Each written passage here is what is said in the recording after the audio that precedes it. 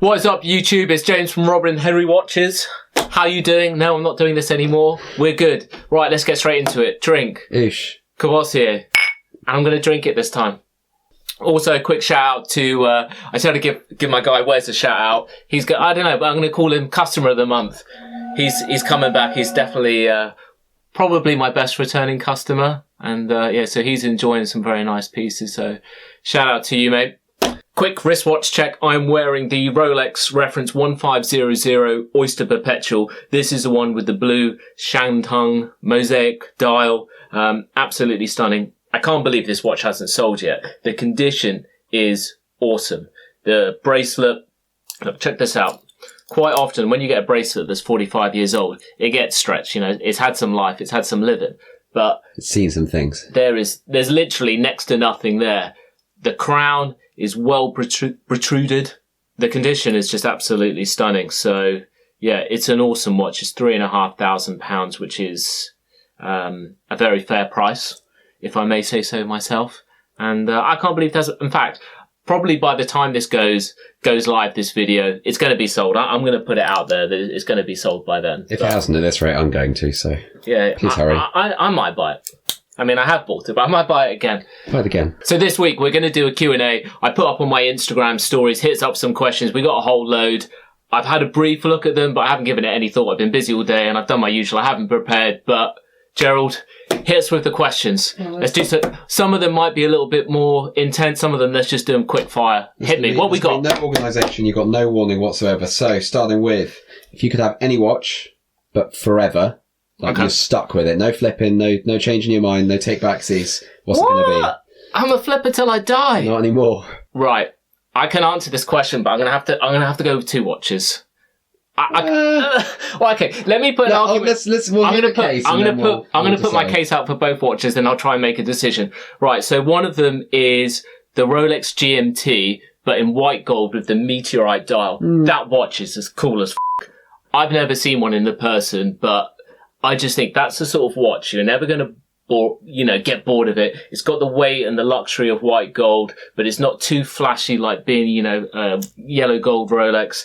The dial is just awesome. That's just next level. These are hard to get watches. I'm going to go with that, probably just because it's a watch you could wear every day for the rest of your life and it will last. Yeah. I mean, any decent Swiss watch will.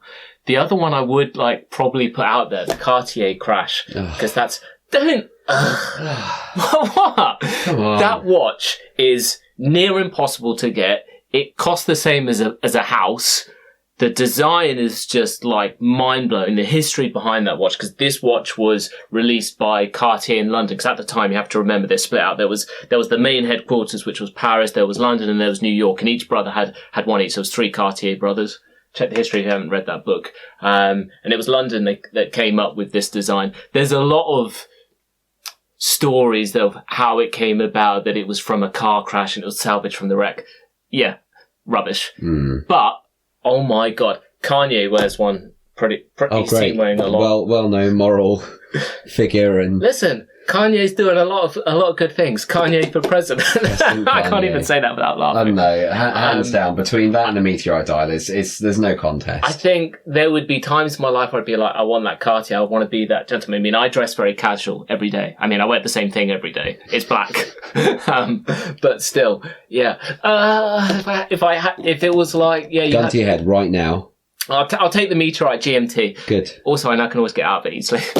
There's no escape. You get out of that, you're wearing naked for the rest of your life. All right, what's next? First watch. Weirdest watch. The most expensive. First watch is very hard to remember. There isn't a standout one. Was it an embarrassing flowery slap bracelet?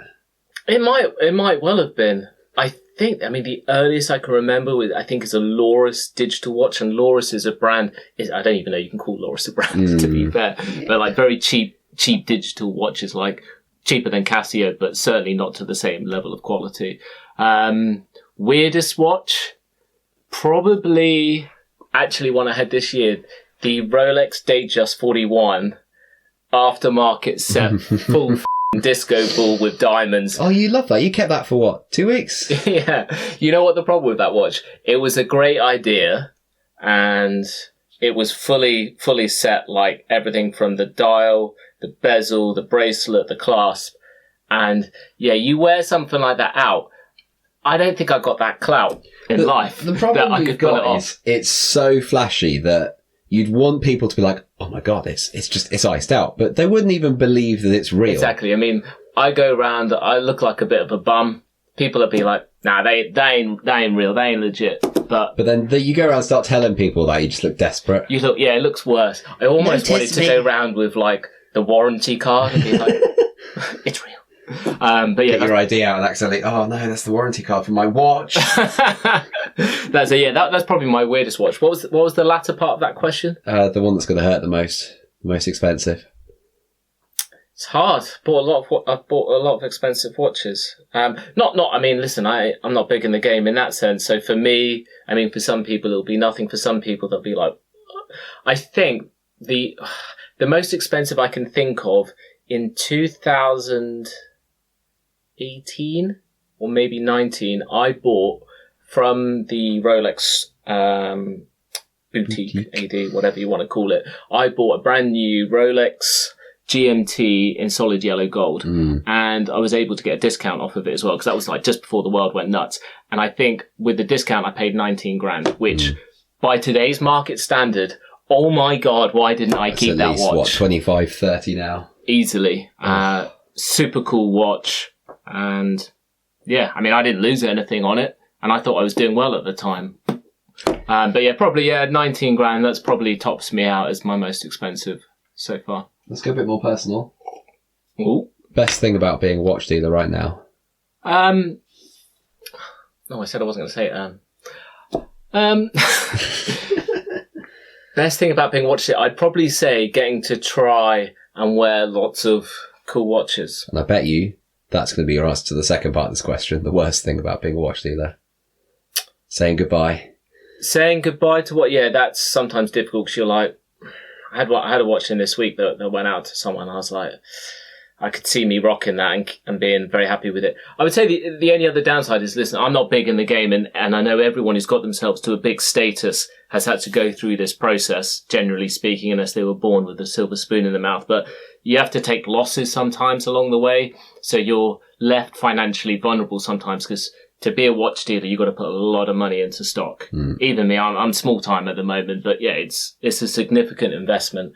And sometimes just to move watches on, you got to take a loss to reuse that money to the capital to put it back into the business. Or it could be that something goes wrong, and a customer, the watch has gone wrong and you have to put it right because, reputation is very important in this game. You got to take an L. And, yeah.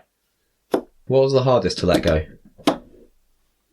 Before I was a watch dealer, I had a Rolex Datejust 36 two-tone with a chocolate dial. Bought that watch in 2015 with an open card, which is basically a warranty card that didn't have the date written in. So it was essentially, the idea at the time was it was going to be a birth year watch for my daughter, and I kept that watch for 4 years, which for me, that's a long time. That's a very long time. And so, yeah, that was the intention. And then I started second guessing myself, like, does she going to want it? Is she just going to sell it for like crack cocaine one day?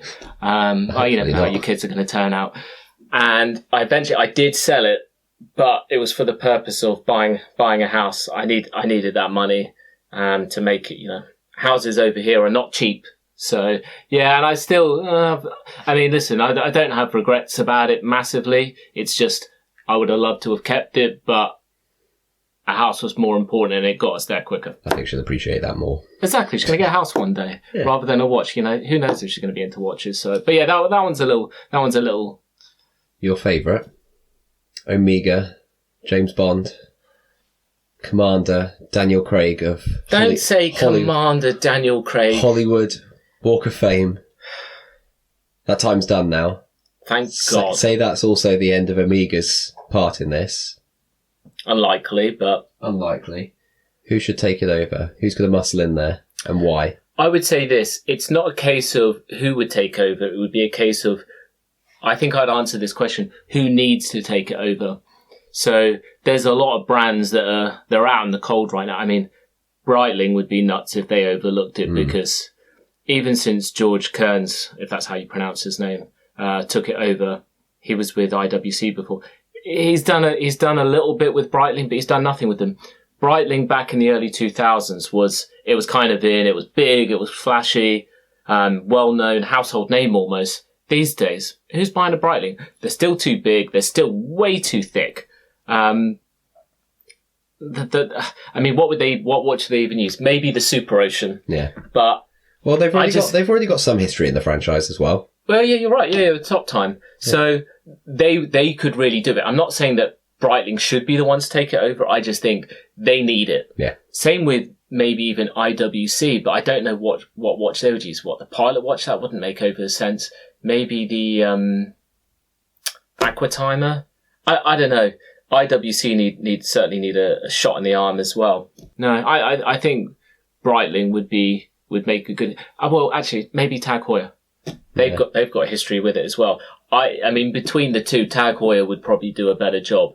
And in terms of depth of the brand and the lineup, Tag Heuer's lineup is much stronger, in my opinion, than Breitling's. But I mean, Breitling could really do with it. Would Bond wear a Breitling? Yeah, well, I guess he did. Well, he has, yeah. Yeah. I think classic Bond suits the Breitling more, but actually, yeah, Tag's a good shout as well. I think, with some, yeah. All right, anyway. Let's segue off that then. Do you ever see Tag and Heuer parting company? Do you think it's going to help Heuer if it did ever happen? They can't. Well, they can, but they can't. So just to give a bit of backstory to it, Heuer was obviously a huge brand. They were involved with motorsports, did very well. Jack Heuer, did great things with the company. Then the 70s hit, quartz crisis. Japanese are dropping bombs all over the Swiss watch industry. Heuer didn't... Not just the Swiss watch industry. Oh yeah, that's a bad analogy. Heuer didn't do well, so they got bought out by Tag, which stands for Technique Avant-Garde. Tag was owned by a Saudi businessman, which was like an investment holdings company. They did loads of other stuff like investment in property. They did other retail products. Aerospace, didn't they? They had stuff to do with airports. I think they still do. And also Formula One. Yeah. They were involved in Formula One in the 80s. So Tag bought Heuer, and listen, they did great things with it in the 80s. They were all the yuppies wearing a Tag Heuer was nearly as good as wearing a two-tone Rolex Datejust. So they did very well. But then by the 90s, it was sliding, and LVMH bought it up. But just another point I'd make on that: the audacity of Tag to stick their name on the dial in front of Heuer. That still makes no sense to me, and certainly with watch collectors. Vintage collectors love Heuer watches before Tag got involved. Anyway, so LVMH has bought it up, so they can't really split. Tag isn't involved anymore. I do think that there could be a benefit of just having the Heuer name again, but they do that on some watches. They just have the Heuer branding. I guess, though, a lot of people now know the name Tag. They're trying to build off that heritage. So trying to split it might be quite complicated. Maybe a way of doing it maybe be having like sub-brands. Seiko does that quite well, because you've got Seiko, then you've got Grand Seiko, and then you've got Creedle right at the top, which is like the super high end. Maybe they could do something there. I think they've got enough, LVMH's got enough money behind them to market it in such a way that would be beneficial. And maybe there's Tag at the bottom, like the sub £1,000, entry luxury watches. Is Tag have got their claws into it now. Everyone calls them Tag. Yeah, I mean, even we are. So, yeah, but I still think, they can't split, but maybe they could rebrand in a certain way. It would give some more credibility to it, but maybe to the average to watch collectors, we would see the value in that. To the normal general public, I don't think they'd understand it. Do you think they do it as some kind of like vintage throwback collection? They do sometimes. They do some of the watches just with Heuer on the dial, and it doesn't say Tag. So they already do that to some level, so they understand the value of doing that for the watch community. Right, back to you. You finished imbibing. Dream Day comes along. Dream Day? Dream Day. It's not quite the Dream Day you're thinking of. Somebody comes along and offers you AD status for their indie brand, like Bark and Jack or our friend Teddy Balazar. Oh, okay, so you're talking like entry-level luxury brands, like maybe like Hamilton or Squally, or is that even how you say the brand? Exactly. Would you take it? No. And I would say no, because I'm not passionate about those watches, so I don't want to be selling things that I'm not passionate about. That's why I use the word flogging, because it'll just be like, No. And also, I wouldn't want to be told what to do. I'll tell you what. I'll tell you what I would take. I'll take bribes. I'll take sponsorship deals, but maybe not connected in such a way that it's not directly something that I'm selling, but it's something in the space that I'm in. I've seen a lot. I mean, Hodinkee is a great example. Really, it's the world's biggest blog on watches. They are not objective anymore. Listen, they still put out great watch content, their video content, their written content where they're not like going over the top when they haven't had, too many gin and tonics on a Friday afternoon. It's great, but they don't review they can review a dog watch and still have 500 words, positive words to say about it. So say Gerald Watches comes up to you and is like, here, review my watch. There's other guys on YouTube as well that I'm not going to call them out, but they used to be very objective. And now watches that they come out completely contradicting themselves, saying that they love it. It's not where you want to be. I don't want to sell out at that point. I mean, listen, everyone's got a price, so who knows? Plausible story. I'll allow it until we see the first deal come in, and then we'll see where we go. I'm selling G-Shocks. I like G-Shocks though, so I probably would sell those. Favourite watch bracelet? Why? Out of everything, proprietary, broad, whatever you like. President bracelet. Why? I think it's only made in luxury metals. No scabby stainless steel for the president bracelet. It's simple. It's elegant. It's got the fold away clasp. You can't say it's got the crown. It's beautiful. The construction of it. It's timeless. It's classic. It's luxury. It's gold, platinum. Listen, there's loads of great bracelets out there. The bracelet on the AP Royal Oak. That's beautiful. There's others. I mean, even maybe the Jubilee or the Oyster. You could make an argument for very evergreen. But president, hands down. Okay, two-parter. Could be totally different answers. Most disappointing watch purchase ever, personally or professionally?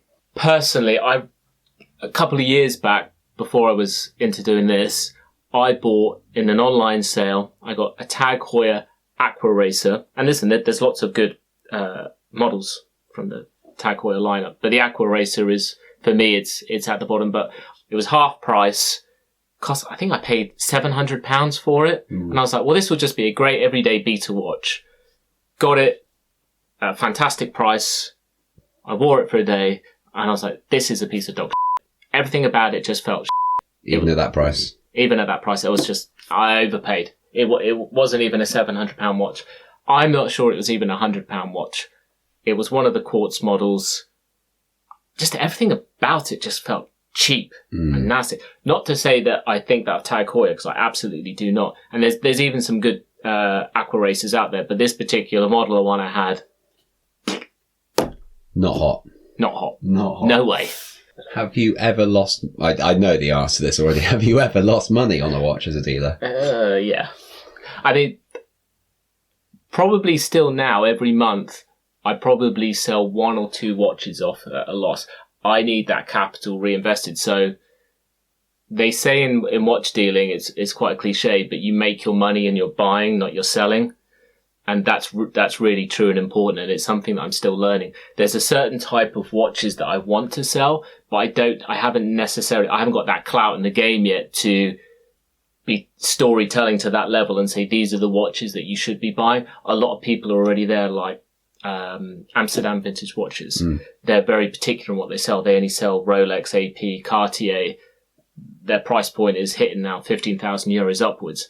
They put something up, they sell it straight away, and they can sell watches that I can't. And not necessarily that I'm selling anything with them or competing with them. I'm absolutely not in their league. But yeah, there are watches that it's a learning experience. So there's still one or two. So I still need to, There's some pain in my management accounts sometimes. Best value for money Swiss watch. Market rate. I'm going to go with market rate. So that puts every Rolex out the window. I would say this. A watch that I own, the Longines Hydra Conquest. So you can get this watch around £1,000 brand new. Steel, Swiss, dive watch. really good quality, and if you want to be all technical about it, it's got an ETA movement, but Longines and ETA are both owned by Swatch. So you could even argue it's got an in-house movement, but it's universally accepted that the Hydra Conquest is just an amazing. And also, when you handle the watch, it feels like good quality, so you've got a bit of quality. I think Longines are massively underrated these days, but they put out great watches, high quality watches at a great price. So yeah, I'm going to go with that. In-house movements. In-house. Someone call her Dinky. Disruptive movements. Another hypothetical, ludicrous situation. You have to answer this honestly, even though you know it's going to trip you up. Oh. What's your top 100% right now, hands down, Grail watch? That's like the first question you asked me. No. That's what you're stuck with forever. Okay. Well, hands down then, it's the Cartier Crash. Okay. Because, it's way out of my league, but that's what I want. That's good, because you have to imagine now, in my right hand, I have a brand new, stickered, box and papers Cartier Crash. I like that you're looking at my hand like it's actually there. That's how excited you are. Somehow I have the keys to a brand new G-Wagon. Oh. What's it going to be? They're both going to disappear in 30 seconds. You can't do that. Price-wise, they're probably similar. Probably, yeah. Oh. I'm going to make it worse because it's been 10 seconds now. Is there any way that I could kill you and take both? No. And because it's been too long now... I'll take the G-Wagon. You have one, but you can never have the other. Oh, come on. I'll take the G-Wagon. Now, I know I'm a watch guy, like through and through. I'm not a car guy. But come on, a G-Wagon. Goodbye, Cartier Crash. Well, I changed my mind. I want the Cartier. It's too late. It's gone. I can't wear the G-Wagon. No. I take the Cartier. I take the Cartier. Okay. Why don't you sell new Rolex? Well, I do sometimes. To say that I don't would be disingenuous. So why don't you source new Rolex? Well, that's the thing. So if one gets offered to me and the price is doable, manageable, I'll buy it and sell it. The reason why I just don't want any part of the mess that is the Rolex thing right now. It's just way too much trouble. Listen, I'm not going to go to like my Rolex boutique. It's not like I'm in there trying to buy watches anyway. So it's not like I need to stay in with them. Our local one where we are they're good. I got no beef with them. Sometimes I'm like chucking out jokes about authorized dealers. It's not aimed at them, but. Oh, is there another AD over here? Is there?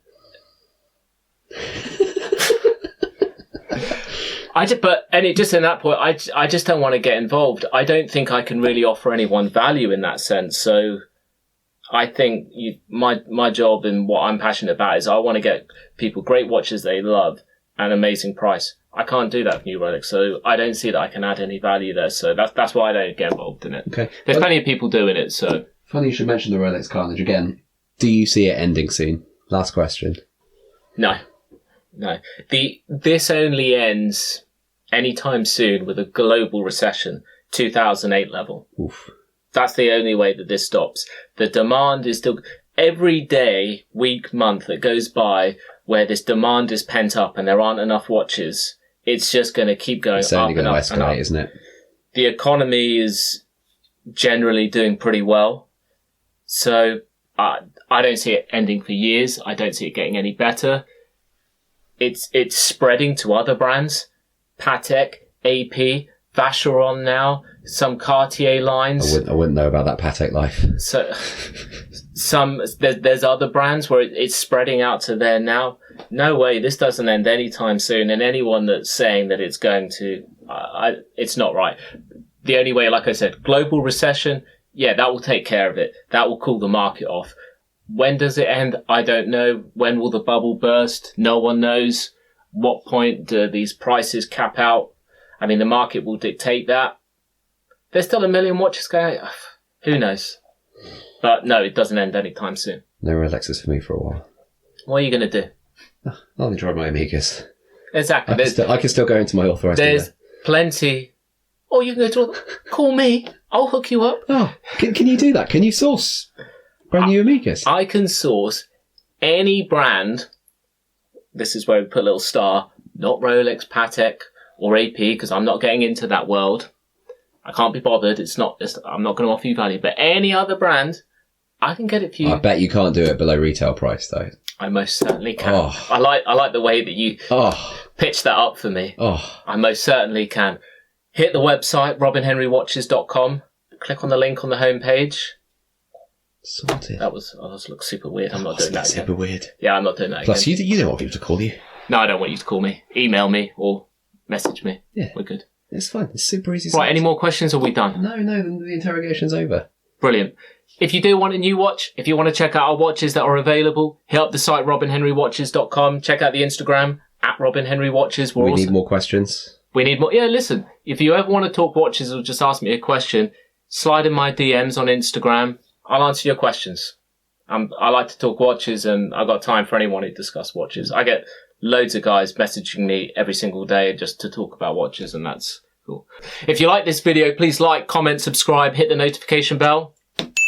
You need to make it ping when we do that as well. Other people's videos do, and mine doesn't. Are you getting jealous? Yeah, a little bit. We need to up our production levels. Oh. Get me a new studio. A new studio. When I use the word studio, I like the way you're like looking around like, if only you knew. Cool. Thanks for watching. I'm out. So, yes, you can go in and you can try the watches on, but you can't buy them. And obviously new people into watches are obviously very frustrated because they go in, they're like, well, I just want that one. And they're like, no, you can't have that one.